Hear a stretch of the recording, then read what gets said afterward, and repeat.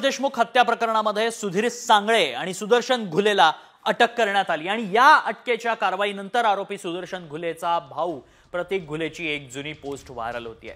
महत्त्वाचं म्हणजे ज्या दिवशी संतोष देशमुख यांची हत्या झाली होती त्या दिवशीच प्रतीक घुलेनं पोस्ट केली। नाव खराब केल्यानं नाव संपत नसतं भुरट्या, बाप हा बापच असतो, सुदर्शन भैया घुले #3333 विरोधकांचा बाप अशी पोस्ट प्रतीक घुलेनं केली। तसंच 9 डिसेंबरला संतोष देशमुखांचं अपहरण करण्यासाठी वापरण्यात आलेल्या काळ्या स्कॉर्पिओचा क्रमांक हा 3333 आहे। निव्वळ योगायोग म्हणावा की या 3333 क्रमांकामागे नेमकं काय दडलंय हे आता लवकरच चौकशीतून स्पष्ट होणार आहे। महाराष्ट्रातील सर्व बातम्यांचे विश्वासार्ह व्यासपीठ